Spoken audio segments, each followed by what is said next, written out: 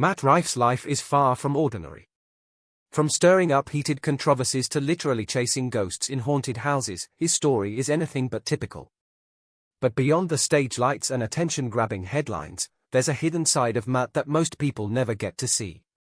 His private world, filled with secrets about his love life, intense encounters with fans, and deep personal struggles, is finally beginning to surface. If you're curious to discover the real person behind the laughs, stay with us. This is one journey you won't want to miss. Today, Matt Rife stands in the spotlight, enjoying the fame he's worked so hard to achieve. But his journey to success wasn't smooth. It was built on determination, pain, and a childhood that felt more about survival than dreaming big. He was raised in North Louisburg, Ohio, a tiny town with a population of fewer than 2,000 people. It wasn't the kind of place that produces comedy stars.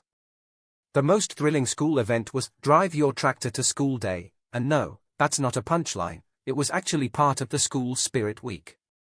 In his OnlyFans comedy special, Matt joked, "We would have one day in that week where the rich kids would pull up and just effing flex on us, John Deere style." His own family, though, wasn't part of that crowd.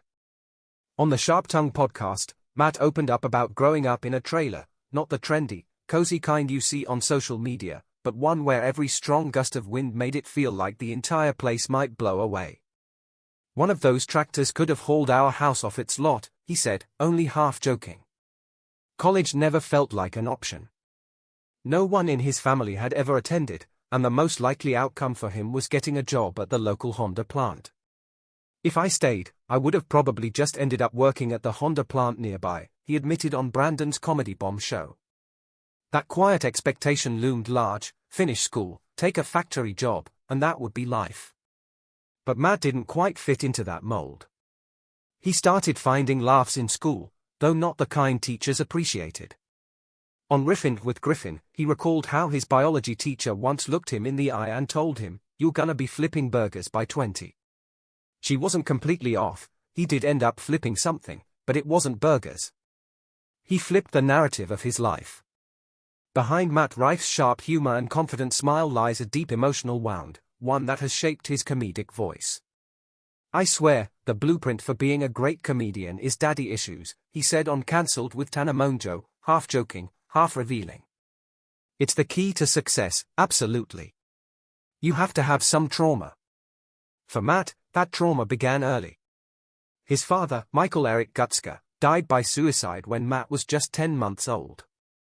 Barely in his 20s himself, Gutzka passed before Matt ever got the chance to hear his voice or feel his embrace.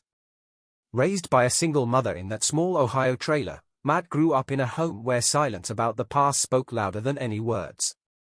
Years later, in an emotional episode of Bertcast with Bert Kreischer, Matt opened up about what it felt like to outlive his father. "I'm 26 now," he said. "And when you think about your dad, no matter what state you think of, like, a grown man. But I'm older than my dad ever was." The pain runs even deeper. Matt revealed that shortly before his father's death, he had expressed suicidal thoughts, only for Matt's grandfather to cruelly dare him to go through with it.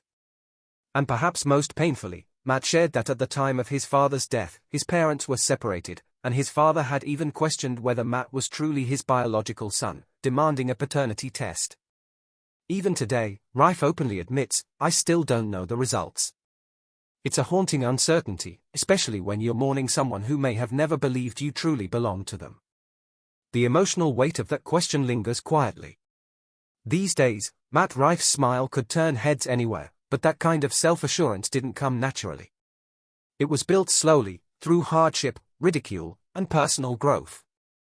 Long before the packed arenas and the Netflix spotlight, Matt was the kind of guy who'd hide his mouth every time he laughed. "I used to hate my smile," he confessed on Bertcast.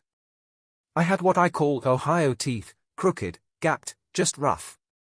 He often laughed it off, but beneath the jokes, the pain ran deep. His classmates didn't go easy on him either, turning his noticeable front tooth gap into a frequent punchline, and not the kind shared in good humor. Even after landing 2 full seasons on Wild 'N Out, that inner voice of self-doubt persisted.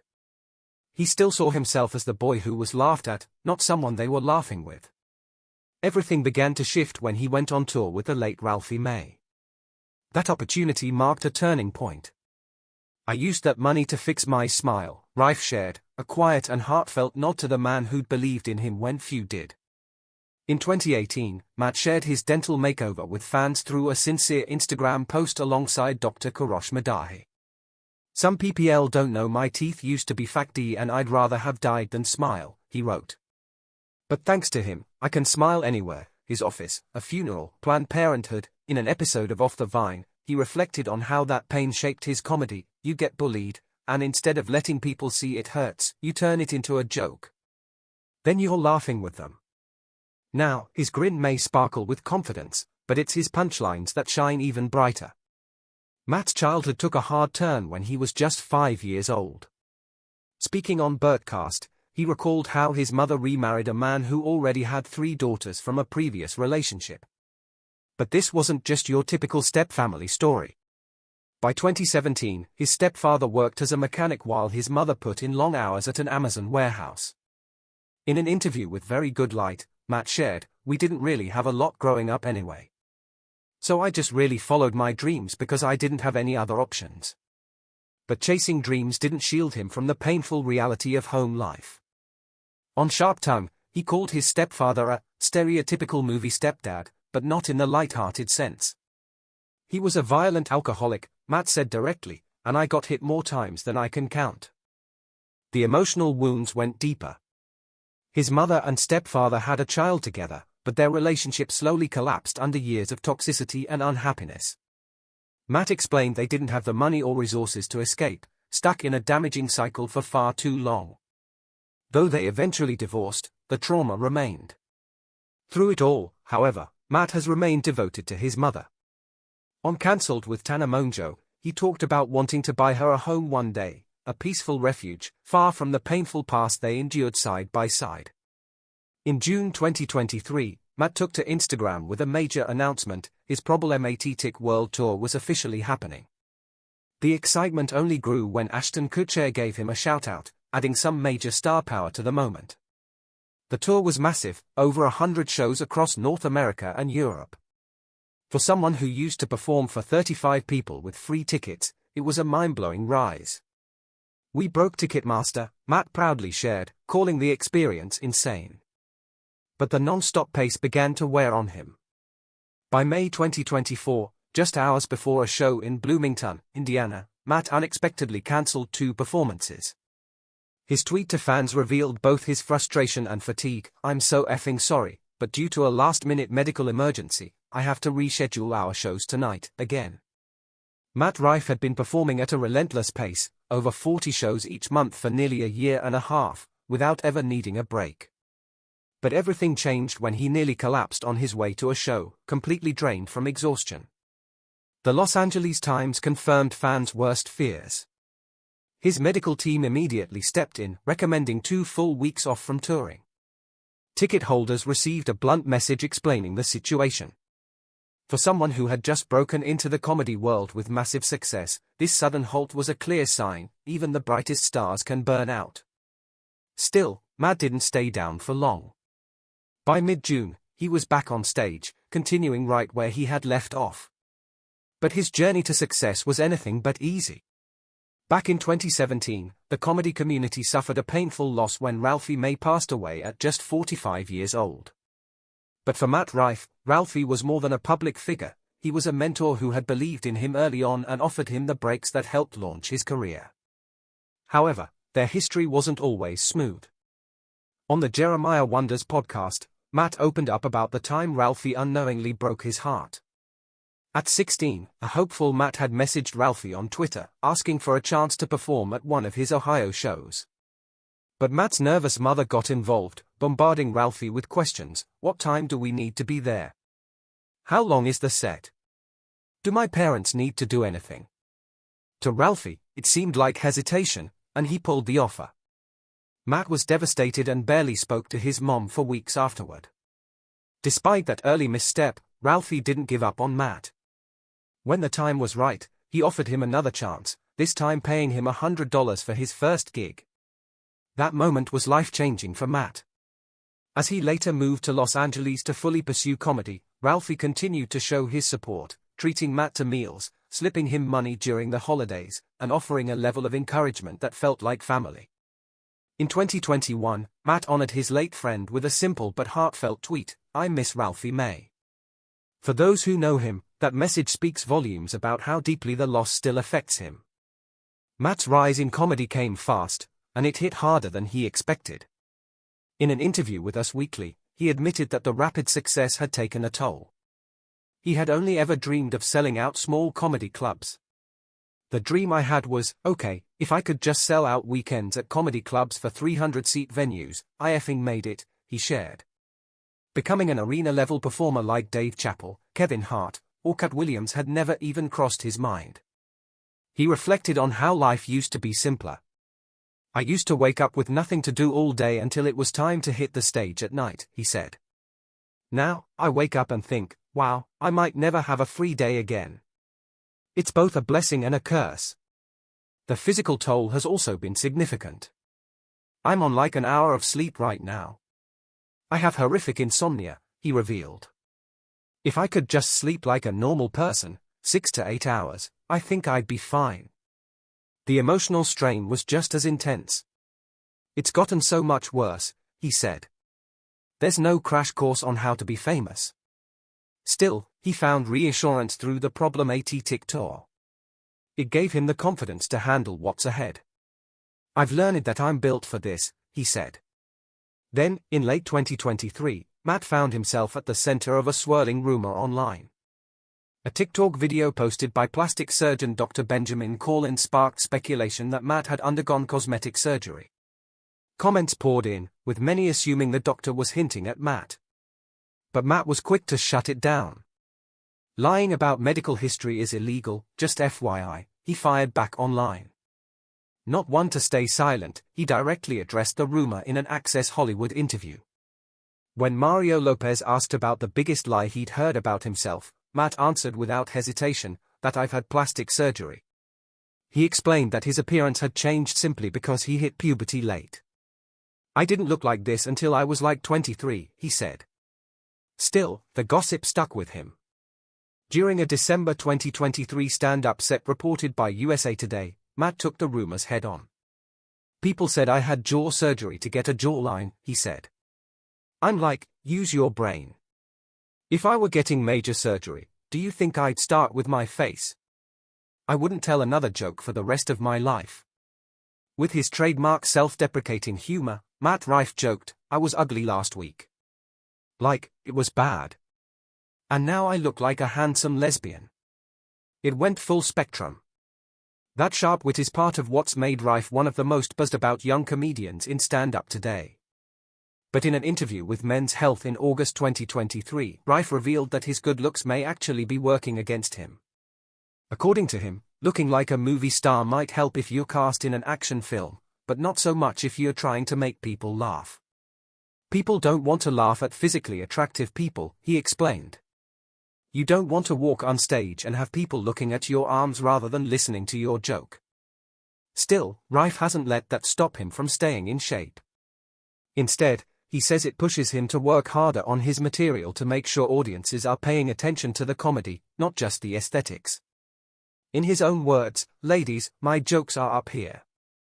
In his 2023 Netflix special Matt Rife, Natural Selection, Rife opened with a bold joke about a waitress sporting a black eye, fully aware that it would stir controversy. But that's who he is, a comedian who doesn't shy away from uncomfortable material. When criticism started rolling in, Rife responded through Instagram stories with a sarcastic post, "If you've ever been offended by a joke I've told, here's a link to my official apology." That link, according to Variety, directed users to a website selling helmets for people with special needs, a move many considered deeply provocative. If there was ever a moment ripe for cancellation, that was it. Yet, remarkably, nothing happened. Addressing the fallout, or lack thereof, during a Hollywood Bowl set, Rife joked, "What am I gonna do? Get cancelled? Cool, I'll do another bowl show, awesome. You know that's not a real punishment. Nothing happens, prison's a punishment." Rife has always leaned into controversy, preferring to challenge the limits of comedy rather than stay safe. In a Variety interview, he shared his philosophy: "I don't believe there's anything you can't talk about if you do it correctly, in the right way, at the right time. You have to be yourself and not worry about offending a certain number of people. You might miss out on a joke that you're worried might offend somebody, but might make you a million new fans." Though some critics assume he's reckless with his words, Rife insists there's thought behind every punchline. During a Variety roundtable, he said the key difference between an offensive joke and an edgy one is intent. He explained, "Are you trying to upset somebody, or are you trying to make light of a certain subject? Because that way it doesn't take up such a negative space in someone's mind, and they can laugh at something that's brought them so much grief." Rife isn't just breaking boundaries in subject matter, he's also pushing stylistic limits. His Netflix special Matt Rife, Lucid, a crowd work special, which premiered in August 2024, was a major shift for both him and the platform. The entire performance was improvised, built on spontaneous exchanges with the audience. Directed by comedian Eric Griffin, the show was filmed in May 2024 at the Comedy Zone in Charlotte, North Carolina, where Rife sold out 6 shows in a row as cameras captured the energy live. To maintain secrecy during his performances, audience members were required to do more than just sign release forms to appear on camera. They also had to surrender their phones to prevent any footage from leaking online. Matt Rife, known for his crowd work, embraces the unpredictability of these interactions. Although such moments can be hit or miss, Rife believes they keep his comedic instincts sharp. Speaking to the Los Angeles Times, he shared, "It keeps me on my toes." In 2017, Matt Rife, then only 21, found himself making headlines for his unexpected relationship with British movie star Kate Beckinsale, who was nearly twice his age. Their romance was brief and dramatic, quickly falling apart and leaving more questions than answers. It marked Rife's first public experience with a high-profile love affair gone wrong, a crash course in the downsides of celebrity dating while still finding his footing in the entertainment world. Years later, in 2023, Rife quietly began dating actor and dancer Jessica Lord, best known for her performance in Hulu's Find Me in Paris. In a rare moment of candor during an interview with People in October, Rife spoke about the relationship. "It's newer, but I do prefer to keep it on the more private side," he said. This came as a surprise to fans, especially since Rife is known for weaving personal stories into his stand-up. Offstage, however, he preferred discretion. He credited Lord for helping him stay grounded during his demanding problematic tour, saying, "She forces me to take personal time, obviously, and I love that." With a relentless travel schedule and the pressures of fame mounting, this stability provided him with much-needed emotional balance. Despite his youth, Rife shared his aspirations for a more settled personal life during an Esquire interview. "I know I am just in my mid to late 20s, but still, I do want a wife and a family and a prominent home life that makes me feel comfortable, safe, and is my peace." Unfortunately, the relationship came to an end. By July 2024, TMZ confirmed their split. Staying true to his open style, Rife didn't shy away from addressing his heartbreak on stage, bluntly admitting, "I effing hate being single. This is so trash." But Rife's ambitions go beyond comedy. Like many stand-up comedians aiming for more diverse opportunities, he ventured into acting. He landed guest appearances on well-known sitcoms like Fresh Off the Boat and Brooklyn Nine-Nine, dipping his toes into scripted television. In 2022, he took a bigger step by starring in the indie comedy The Private Eye, where he played Mort Madison, a down-on-his-luck private investigator embroiled in an absurd mystery. Rife infused the role with his trademark dry humor, delivering lines like, "Some detective," when asked his name, and replying, "The name is Mort." But, yeah, after being called terrible at his job. The film showcased his ability to bring quirky characters to life, proving he had potential beyond the stand-up stage. Rife later revealed in an April 2024 interview with Deadline that his passion for acting rivals his love for comedy. "I love acting just as much, if not more than stand-up. I just haven't been doing it as long, and I haven't been able to get my foot in the door. I'm really looking forward to the next project that I work on in acting to be something I'm really proud of," he said. Staying true to his word, reports soon emerged that Rife was developing a workplace sitcom set in a gym, with himself playing the lead. The project was reportedly being shaped for a Netflix release, a bold new venture and possibly his biggest creative leap yet. However, no project of Rife seems free of controversy. As soon as news of the sitcom broke, criticism followed. The Mary Sue published a biting piece titled, "The Last Thing I Want Is a Workplace Comedy," from Matt Rife, accusing him of leaning on sexist humor and casting doubt on the show's potential. Writer Rachel Leishman didn't mince words, stating, "Given how his last stand-up special went, I don't think that his premise is going to go well by any stretch of the imagination." But knowing Rife's determination, it's unlikely he'll let backlash derail his plans. He's not known for backing down before the spotlight is fully his. In a more unexpected move, Rife explored the world of the supernatural through his involvement in the ghost hunting series Overnight. In one particularly chilling episode, he spent a night in the notorious Rhode Island house that inspired The Conjuring. While many might have fled such a haunted location, Rife seemed fascinated, diving headfirst into the eerie environment. It was a surprising detour from his usual comedic path, yet another example of Rife's willingness to try the unconventional. Matt Rife was so intrigued by the idea of owning the legendary property that he seriously considered buying it. In an interview with E! News, his excitement was undeniable. "It's incredible. It's my favorite scary movie franchise by far.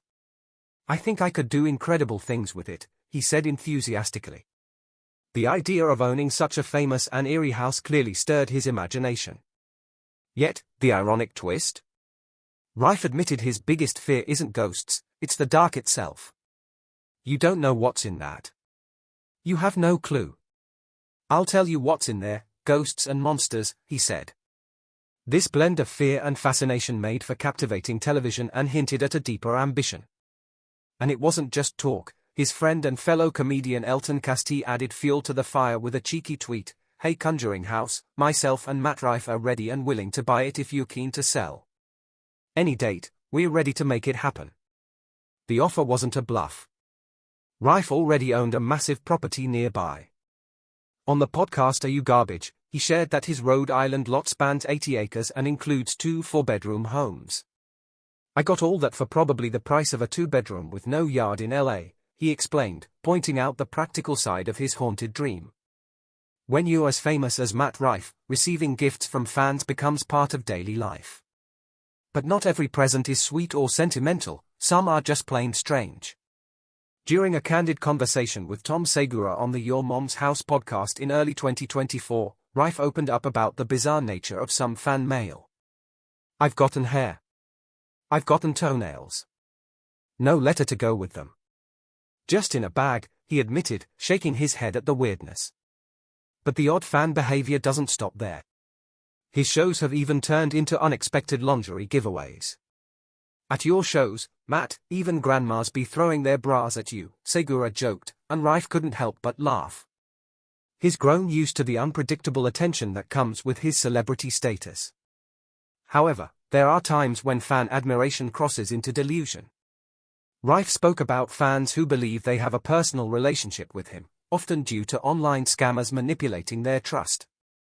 "So many people will come to shows and be like, 'Matt told me to come here. I sent him $1,000 last week,' he said, clearly shocked.